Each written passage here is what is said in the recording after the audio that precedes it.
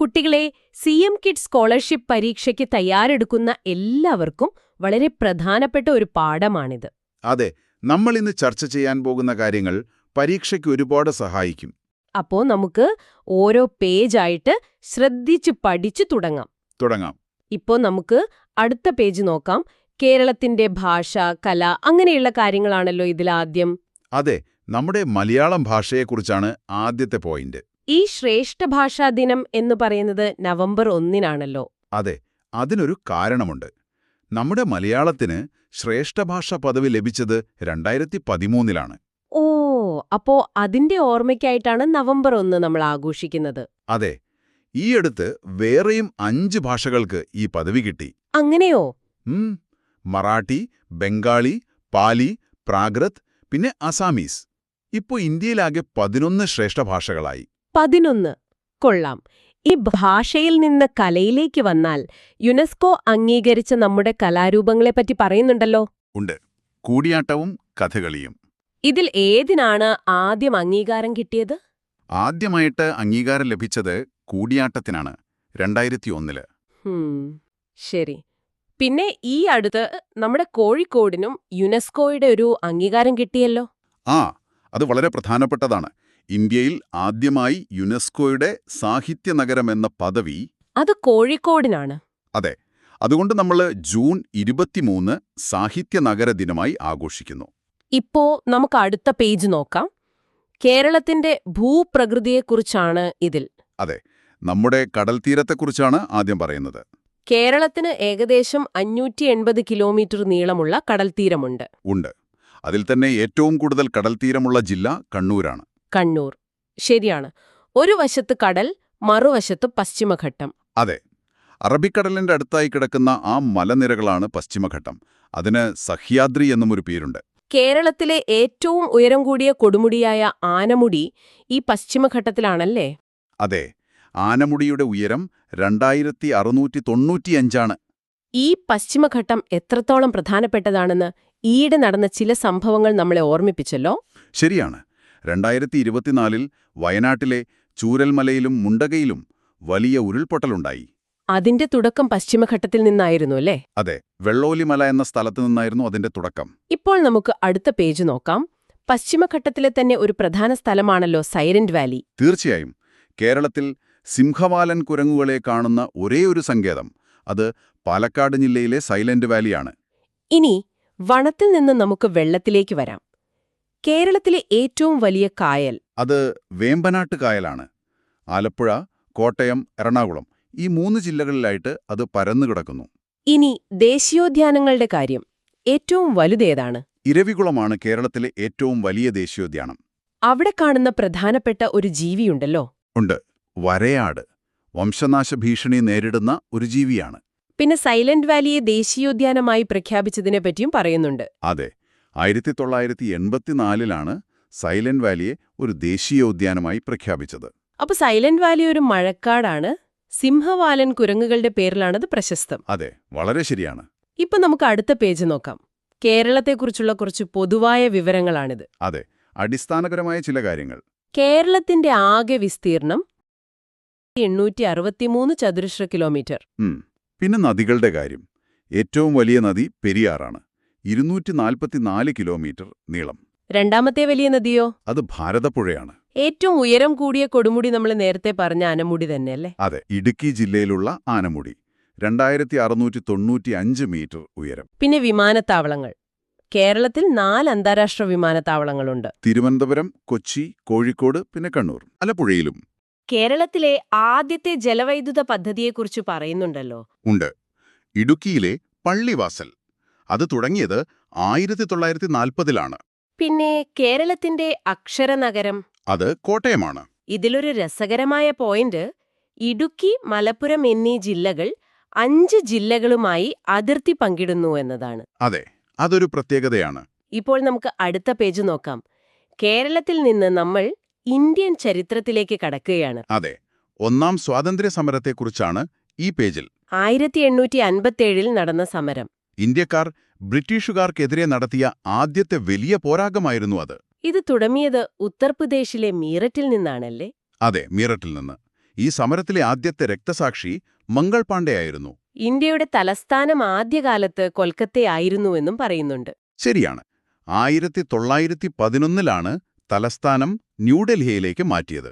പിന്നീട് ഗാന്ധിജിയുടെ നേതൃത്വത്തിൽ നടന്ന ഉപ്പ് സത്യാഗ്രഹം 1930-ൽ. അതെ, ഗുജറാത്തിലെ ദണ്ഡി കടപ്പുറത്ത് വെച്ചാണ് ഉപ്പ് നിയമം ലംഘിച്ചത്. ചരിത്രത്തിലെ ഒരു കറുത്ത അധ്യായത്തെക്കുറിച്ചും ഇതിൽ പറയുന്നുണ്ട്. ജാലിയൻ വാലാബാഗ്.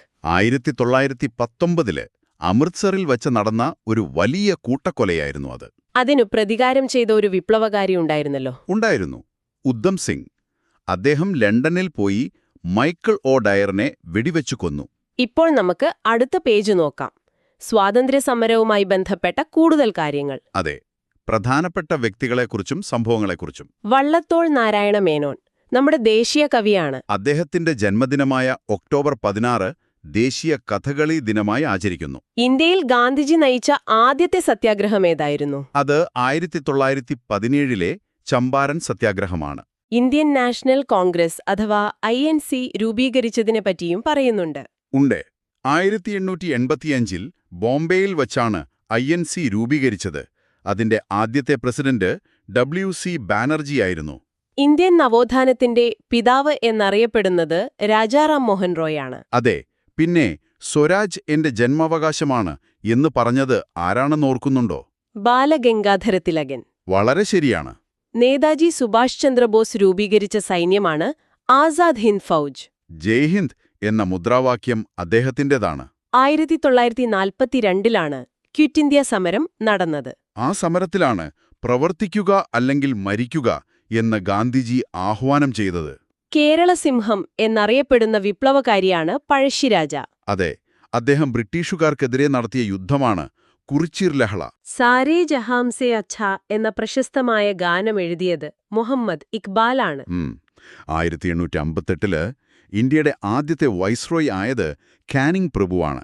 നമ്മൾ നേരത്തെ ഒന്നാം സ്വാതന്ത്ര്യ സമരം പറഞ്ഞപ്പോൾ ഇത് സൂചിപ്പിച്ചിരുന്നു. ശരിയാണ്. ഗാന്ധിജി കൊല്ലപ്പെട്ടത് 1948 ജാനുവരി 30-നാണ്. ആ ദിവസം നമ്മൾ രക്തസാക്ഷി ദിനമായി ആചരിക്കുന്നു. ഇന്ത്യയിൽ ഏറ്റവും കൂടുതൽ കാലം പ്രധാനമന്ത്രിയായിരുന്നത് ആരായിരുന്നു? അത് ജവഹർലാൽ നെഹ്റുവാണ്. ഇപ്പോൾ നമുക്ക് അടുത്ത പേജ് നോക്കാം. ചരിത്രത്തിൽ നിന്ന് നമ്മൾ നേരെ പോകുന്നത് പക്ഷികളിലേക്കാണ്. ഇതൊരു രസകരമായ വിഷയമാണ്. ഡോക്ടർ സലീം അലി. അദ്ദേഹത്തെ ഇന്ത്യയുടെ പക്ഷിശാസ്ത്രജ്ഞൻ അഥവാ ബേർഡ് മാൻ ഓഫ് ഇന്ത്യ എന്ന് വിളിക്കുന്നു. അതെ, അദ്ദേഹത്തിന്റെ ജന്മദിനമായ നവംബർ 12 നമ്മൾ ദേശീയ പക്ഷി നിരീക്ഷണ ദിനമായി ആഘോഷിക്കുന്നത്. ലോകത്ത് ഏറ്റവും കൂടുതൽ ദൂരം ദേശാടനം നടത്തുന്ന ഒരു പക്ഷിയുണ്ടല്ലോ, ആർക്ടിക് ടേൺ. ഒരു ധ്രുവത്തിൽ നിന്ന് മറ്റേ ധ്രുവത്തിലേക്ക് വരെ അത് പറക്കും. അവിശ്വസനീയമാണ്. പിന്നെ വംശനാശം സംഭവിച്ച ഡോഡോ പക്ഷികളെക്കുറിച്ച് പറയുന്നുണ്ട്. അതെ, മൗറീഷ്യസ് ദ്വീപുകളിൽ ഉണ്ടായിരുന്ന പക്ഷികളാണ്. അവ ഇല്ലാതായപ്പോൾ ഒരു മരവും നശിക്കാൻ തുടങ്ങി. കാൽവേരിയ മേജർ എന്ന മരം. അതെ, ഇത് പ്രകൃതിയിലെ ജീവികൾ തമ്മിലുള്ള ബന്ധം കാണിക്കുന്നു. പക്ഷികളെക്കുറിച്ചുള്ള പഠനത്തിന് ഓർണിത്തോളജി എന്നാണ് പറയുന്നത്. ഇപ്പോൾ നമുക്ക് അടുത്ത പേജ് നോക്കാം. കേരളത്തിലെ ചില പക്ഷി സങ്കേതങ്ങളെ പരിചയപ്പെടാം. നമ്മുടെ നാട്ടിലെ സ്ഥലങ്ങൾ. മംഗളവനം. ഇത് കൊച്ചി നഗരത്തിന് നടുവിലാണ്. അതുകൊണ്ടാണ് അതിനെ കൊച്ചിയുടെ ശ്വാസകോശം എന്ന് വിളിക്കുന്നത്. ആലപ്പുഴ ജില്ലയിലെ നൂറനാട് കേരളത്തിലെ പക്ഷിഗ്രാമം എന്നാണ് അതറിയപ്പെടുന്നത്. അതെ, പിന്നെ കടലുണ്ടി. അത് കേരളത്തിലെ ആദ്യത്തെ കമ്മ്യൂണിറ്റി റിസർവ് പക്ഷി സങ്കേതമാണ്. വംശനാശ ഭീഷണി നേരിടുന്ന ജീവികളെക്കുറിച്ച് പറയുന്ന ഒരു പുസ്തകമുണ്ടല്ലോ, റെഡ് ഡാറ്റ ബുക്ക്. അത് തയ്യാറാക്കുന്ന ആദ്യത്തെ ഇന്ത്യൻ സംസ്ഥാനം കേരളമാണ്. അതെ, അത് നമുക്ക് അഭിമാനിക്കാവുന്നൊരു കാര്യമാണ്. പിന്നെ നമ്മുടെ കേരളത്തിന്റെ ഔദ്യോഗിക പക്ഷി മലമുഴക്കി വേഴാമ്പൽ. അതെ, മലമുഴക്കി വേഴാമ്പൽ. ലോകത്തിലെ ഏറ്റവും വലിയ പക്ഷി ഒട്ടകപ്പക്ഷിയാണ്. അതിന്റെ മുട്ടയാണ് ലോകത്തിലെ ഏറ്റവും വലിയ കോശം. അപ്പോ ഏറ്റവും ചെറിയ പക്ഷിയോ? അത് ഹമ്മിങ് ബേർഡാണ്. പുറകോട്ട് പറക്കാൻ കഴിവുള്ള ഒരേയൊരു പക്ഷിയാണത്. ഏറ്റവും വേഗത്തിൽ പറക്കുന്ന പക്ഷി പെരഗ്രിൻ ഫാൽക്കൺ. പിന്നെ കണ്ണാടിയിൽ നോക്കി സ്വന്തം രൂപം തിരിച്ചറിയുന്ന പക്ഷി കൊക്കാണ്. സൂര്യനെ നോക്കി പറക്കാൻ കഴിയുന്ന പക്ഷി കഴുകലും. ചിറകുകളില്ലാത്തൊരു പക്ഷിയുണ്ട്, കിവി. ഇത് ന്യൂസിലൻഡിന്റെ ദേശീയ പക്ഷിയാണ്. കൂട് കെട്ടാത്ത പക്ഷിയാണ് കുയിൽ. അതെ, കുയിൽ കാക്കയുടെ കൂട്ടിലാണ് മുട്ടയിടുന്നത്. ഇന്ത്യയുടെ ദേശീയ പക്ഷി മയിലാണ്. 1963 മയിലിനെ ദേശീയ പക്ഷിയായി പ്രഖ്യാപിച്ചത്. ഇപ്പോൾ നമുക്ക് അടുത്ത പേജ് നോക്കാം.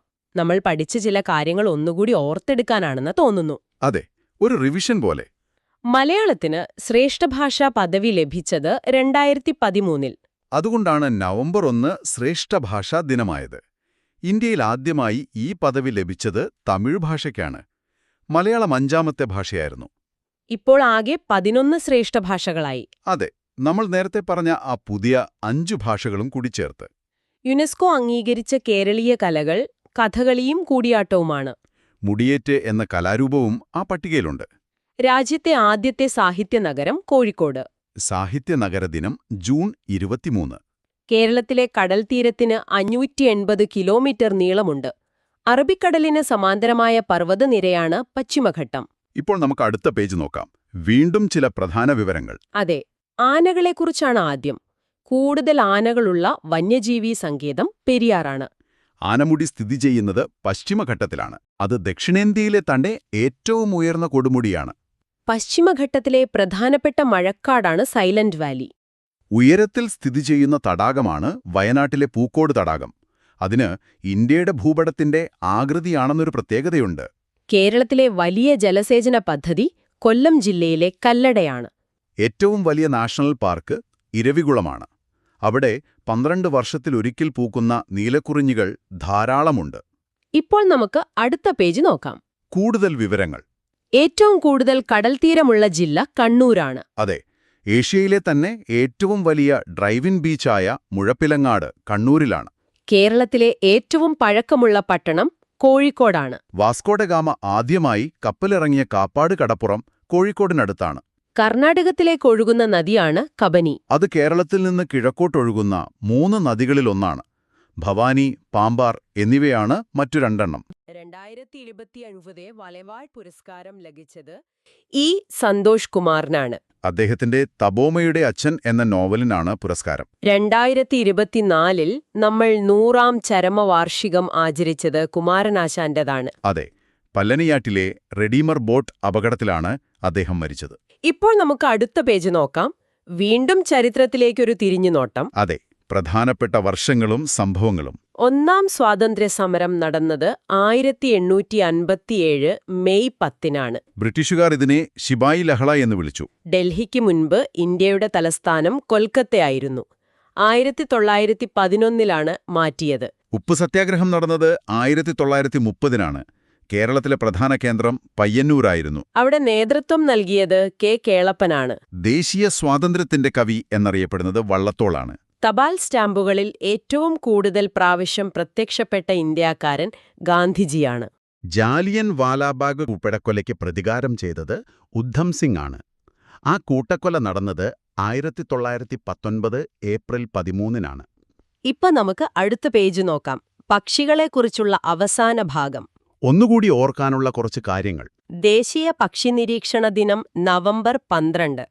ഡോക്ടർ സലീം അലിയുടെ ജന്മദിനം. അദ്ദേഹത്തിന്റെ ആത്മകഥയുടെ പേര് ഒരു കുരുവിയുടെ പതനം എന്നാണ്. പക്ഷി പാതാളം വയനാട് ജില്ലയിലാണ്. പക്ഷിഗ്രാമം എന്നറിയപ്പെടുന്നത് ആലപ്പുഴയിലെ നൂറനാടാണ്. സലീമലി പക്ഷി സങ്കേതം ഗോവ സംസ്ഥാനത്താണ്. കേരളത്തിലും ഒരു സലീമലി പക്ഷി സങ്കേതമുണ്ട്. അത് ഇടുക്കിയിലെ തട്ടേക്കാടാണ്. റെഡ് ഡേറ്റ ബുക്ക് തയ്യാറാക്കുന്നത് IUCN എന്ന സംഘടനയാണ്. കേരളത്തിലെ ഏക നിത്യഹരിത വനം സൈലന്റ് വാലിയാണ്. വേമ്പനാട്ട് കായലിലുള്ള പക്ഷി സങ്കേതമാണ് കുമരകം. കൊച്ചിയുടെ ശ്വാസകോശമെന്നറിയപ്പെടുന്നത് മംഗളവനമാണ്. ലോക അങ്ങാടിക്കുരുവി ദിനം മാർച്ച് 20-ആണ്. അപ്പോൾ നമ്മൾ പ്രധാനപ്പെട്ട എല്ലാ കാര്യങ്ങളും പറഞ്ഞു കഴിഞ്ഞു. ഇതോടെ ഈ പാഠം അവസാനിക്കുന്നു. CM കിഡ്സ് സ്കോളർഷിപ്പ് പരീക്ഷയ്ക്ക് ഇത് വളരെ പ്രധാനപ്പെട്ടതാണ്. എല്ലാം ശ്രദ്ധിച്ച് വീണ്ടും കേൾക്കൂ.